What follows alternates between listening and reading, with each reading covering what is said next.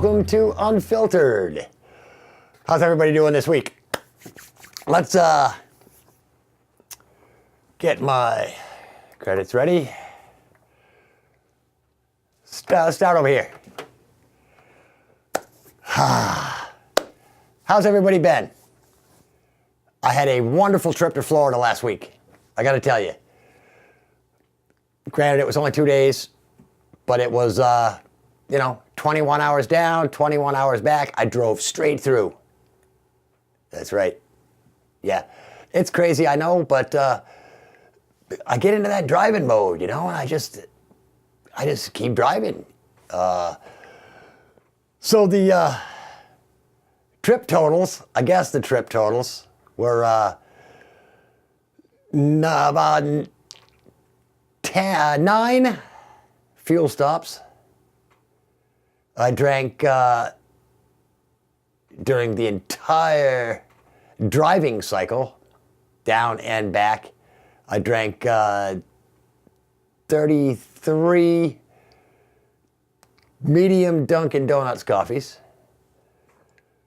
I ate about maybe 18 ounces of beef jerky, 7 of them little 6-packs of Ritz crackers, not to mention, the stops. A couple of 4 Burger King burgers on one trip, and a few donuts and some hard-boiled eggs and stuff that I grabbed at one of the truck stops on the way down. But hey, it was a great weekend. I left Keene Thursday night. I got down into Florida Friday morning. I did some pictures at the air show practice in Melbourne. And then I went, after that, I went over to Paradise Beach. And if any of you caught the brand new episode of Nautical by Nature last week, that was shot in Florida. That's right. And if you didn't catch it, don't worry, I'll play that one for a couple weeks. It's spectacular. I got to tell you. It's the color of the water.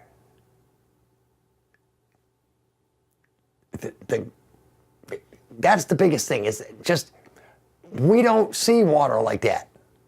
Even over at Hampton or down on the Cape, it's not the same water. Or maybe it's the same water, because it is the Atlantic Ocean. But it's different. And you folks that have been to Florida, you know what I'm talking about. You get down to St. Thomas. I've been to St. Thomas with the Navy. The Navy sent me to St. Thomas. It's even bluer. The water's even bluer. I don't know what it is. Just something about it. In the very middle of the ocean, it's an altogether different color. Yeah. Let me dive into some things that got me a little upset over the weekend. Of course, I was down in Florida, so I'm trying not to pay attention to anything. But I was still keeping in touch through Facebook, and I've been doing the little Facebook Live things. And I saw a post on Facebook. It said,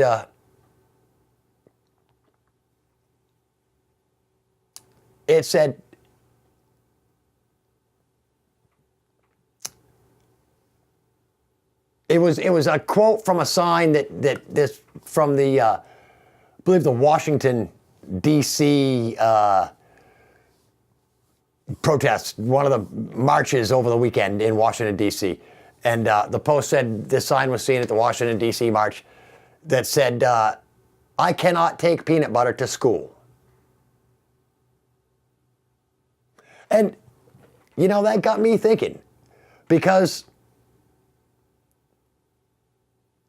you can't just take your lunch to school anymore. It's not like it was when I was a kid. My parents would pack our lunch. Yes, sometimes they had ring dings in them, chocolate. They had potato chips, sometimes even peanuts. Yes, Sometimes it was peanut butter and jelly. Sometimes it was deviled ham. Sometimes it was Spam, because we were too poor for ham. We had to go with Spam because it was a little bit cheaper. So anyway, and it got me to thinking that, yeah, we have so many rules and so many things that you can't do that you used to be able to do when I was a kid. And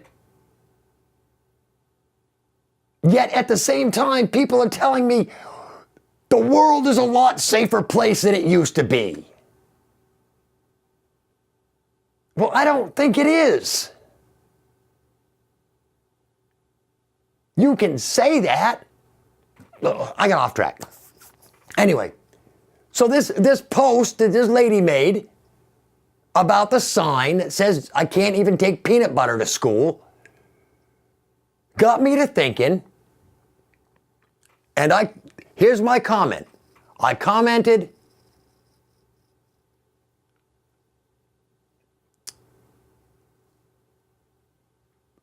many people, something to the effect, I can't remember the exact words, many people spend their entire lives thinking about dying. Period. Don't worry, it will come. Period. Until then, enjoy what you have. Life. In big bold letters. Exclamation point. Now I know, because of who I am, because my mouth is a little too big for my britches, people tend to take me as a crackpot. And usually, it doesn't matter what I post, it elicits some kind of a response. Well, here's the response that got posted by a gentleman named Delmar Burrage. Yeah, I'll say his name because I ain't scared. Let me tell you, Mr. Burrage, you messed with the wrong person. I've got a big mouth and a TV show. I understand you're a representative or a congressman or some muckety-muck in the big Democratic Party, and I don't care. You don't know me, and you owe me an apology. You owe me a public apology. Your post after my comment was this: that guy has been reported to Facebook.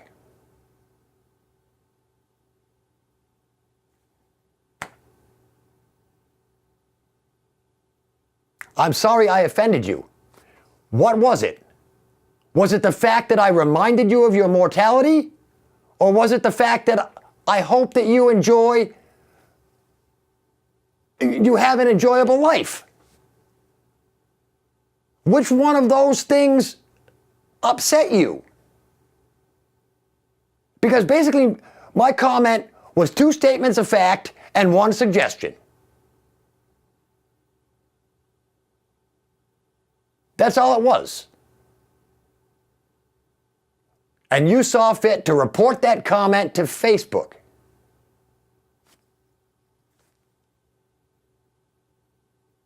Did you also run home and tell your mommy Big Bad Bully Rick Blood made a comment on Facebook that I didn't like? Here's another suggestion. With all due respect, sir, loosen your necktie. Because I do believe that it's cutting off the blood flow to your brain.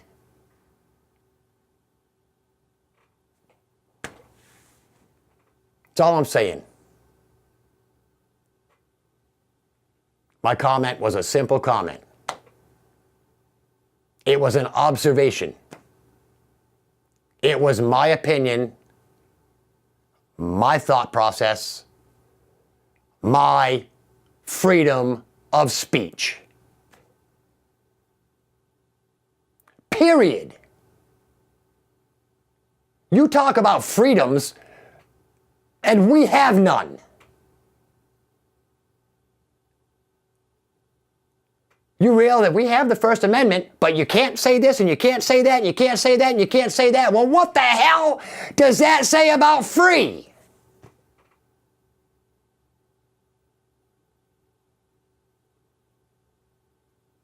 What that says is we're hypocrites and we believe that you have the freedom of speech as long as you say what we want you to say. Yeah. Hypocrisy. Here's another thing I'm getting damn tired of. I'm getting damn tired of being ostracized just for being a white guy.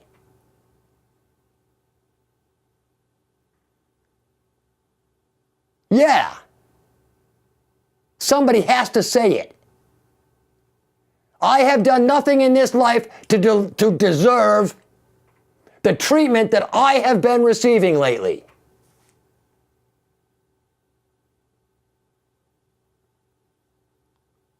It's a sad state of affairs. It's not my fault that 200 years ago, people owned black people. It's not my fault.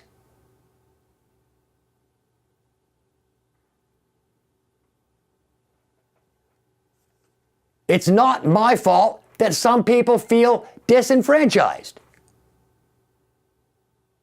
It's not my fault. And it's not your fault either. Remember that. We're just living what life dishes out to us. Plain and simple, that's all you can do. Again, when you are born, you are guaranteed one thing. And I know all of you are thinking life, and that's not it. When you are born, the only thing you are guaranteed is that at some point you will die. We don't know why, we don't know when. And maybe that's the beauty of it. Maybe that's not the beauty of it. Again, we go back to one of my old bits from the original Unfiltered, and one of my plans that everybody should be killed at 75 years old. People should have an expiration date. And the more that we know that our time is limited, maybe we'll stop wasting it. Worrying about things, worrying about anything. I get it. Guns kill people. People kill people. Knives kill people. Mosquitoes kill people.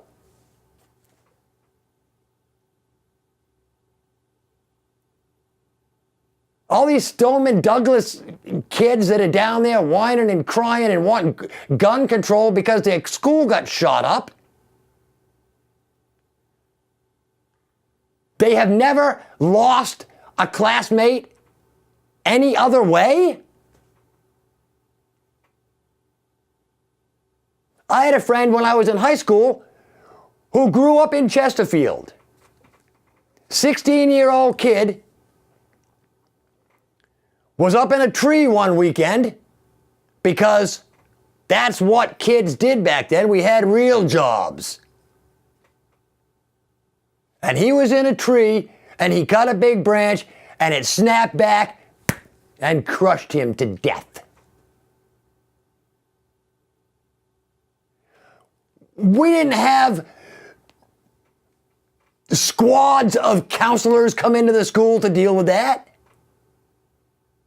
There's another thing, when I can't remember, senior, junior in high school. And you can look this up because this is fact, and this is an unsolved crime in the city of Keene. A friend of mine, his name was Wayne Perkins. I still remember. Wayne Perkins. He had a job at what is now Buffmasters down on Lower Main Street next to Tire Warehouse. And I can't remember if he was working the 3 to 11 shift or if he was working the overnight shift, but he was a junior or senior in high school, and he was shot and killed in an armed robbery in 1978 or 79. Can't remember exactly what year it was.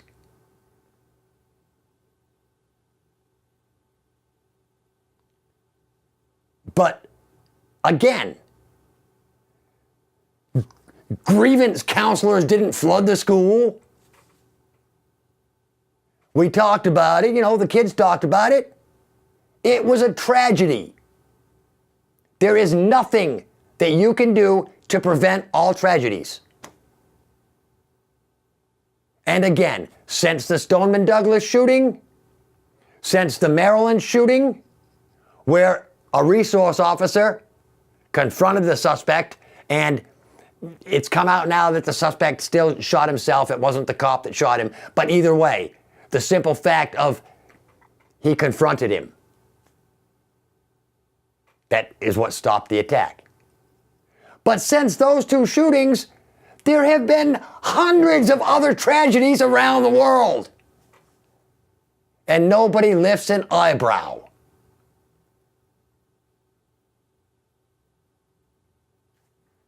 There are kids dying in almost every country overseas, every single day. Starvation, disease. What are you doing about it?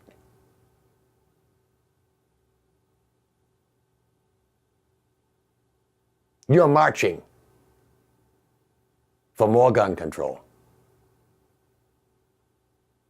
And all that means, more gun control means is that there will be more laws that we won't enforce.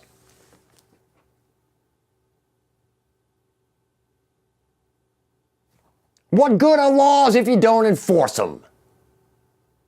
And if you make exceptions? And I'm going to segue right into, I got an email last week from a gentleman here in Keene that watches the show, and he doesn't do Facebook, but he had a suggestion. He wanted to know my thoughts on the death penalty. And I'm going to tell you my thoughts on the death penalty, because it rolls right into this Stoneman Douglas killer, and I'm not even going to say his name because that doesn't even matter. The simple fact of the matter is he won't spend a day in jail. He won't be punished in any way. He'll go to some poor mental hospital because he's a poor, troubled young man.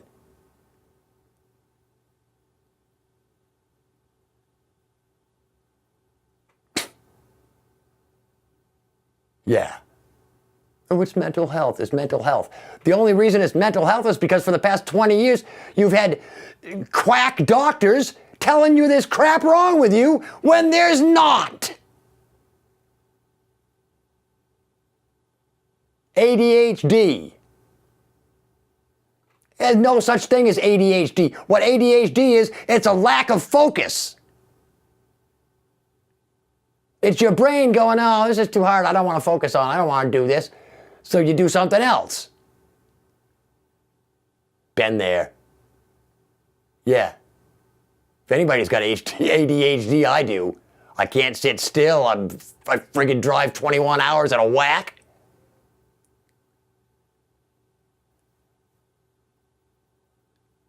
The death penalty. Yeah, you know what my thoughts are on the death penalty? The more gruesome, the better. The more painful, the better. And the more public, the better. There you go. Don't get me wrong, I can see the other side. That yes, if you kill the perpetrator, then he doesn't really get punished because he's dead. It's better to keep him in prison for 20 to 50 or 60 or 80 years. All on the taxpayer's dime. So this guy creates major havoc, breaks the law, kills somebody, and you want us to support him for the rest of his life. That's the most retarded friggin' thing I've ever heard.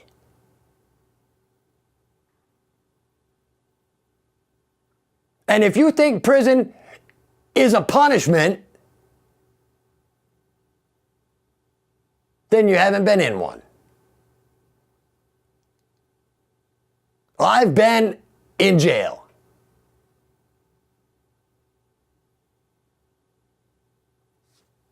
If you're a shut-in, it's no big deal. You know, if you don't like the outdoors, it's not a big deal. You know, if you don't like to go outside and do things, it's not a big deal. If you're homeless, it might be a good deal. Because you get medical care, you get 3 meals a day, a bed to sleep in, TV. And I'll tell you, back when No Spin was filming, and Town Crier was filming, I went through the new Cheshire County Jail up here in Keene, and they got nicer TVs on the walls in the day room than I've got in my house.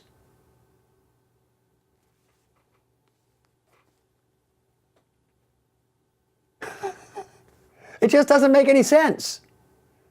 And if we're going to do away with the death penalty, that makes, you know, my decision for my retirement all that much easier. Because when I finally get tired of working, why go on Social Security and be homeless when I can just kill somebody, go to jail, live out my life in luxury? And you know, if I wait till I'm 60, 70, 80 years old, I'm not going to have to worry about getting raped in jail. Nobody's going to want to rape an old guy like me, not with some fresh young kid coming in. I'll have it made. Yeah. If you murder somebody, you should be killed. Our justice system is lacking. For the simple fact that the death penalty won't work because sometimes we get the wrong guy. Yeah. Sometimes you lock up the innocent guys, and meanwhile, the guilty guys go free. Hell, look at OJ. When you can spend $10 million on defense attorneys, and every little technicality they pick apart. If you can't afford that and you get the public defender, he ain't picking nothing. Your ass is going to jail. Plain and simple. Whether you're guilty or not. The whole lawyer martini lunch thing where they're out at lunch making friggin' deals. Because, you know, if you lose too many cases, you get fired. If, you know, it's a rigged system, is what it is. And it all contributes. It all contributes. It's not just guns. It's not just mental health. For one thing, you will never go to a doctor and have him tell you, you're fine, you don't ever have to see me again. Because if they did that, they wouldn't make any money. They wouldn't have any jobs. If you cure diseases, doctors are out of work. So they'll never cure diseases. Don't you get that? For the same reason politicians will never give up their power. Because once the people realize that we don't need the government's out of a job. Then, God forbid, they have to, you know, get a real job and live like the rest of us. I'm just saying. I don't know. On the other, you know, And I can see both sides. Death penalty. Again, like I said, because we get the wrong guy, you know. But I believe that, you know, and there shouldn't be any of this technicality stuff. You know, there are crimes that they're on video. You know, the murder was caught on video, but the video evidence was suppressed because the cop didn't get a piece of paper before he walked into the convenience store and took the tape. Illegal search and seizure.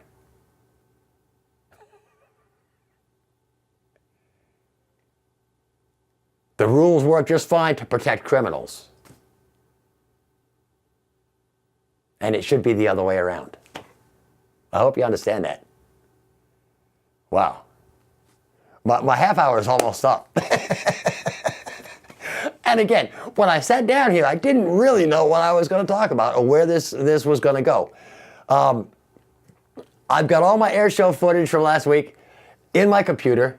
It's just a matter of finding time to get the clips together, figure out an order to tell the story in, and I'm hoping that next week's Unfiltered will be the story of the 2018 Melbourne Air and Space Show, my review of that whole show and the trip down, the trip up, and all of that.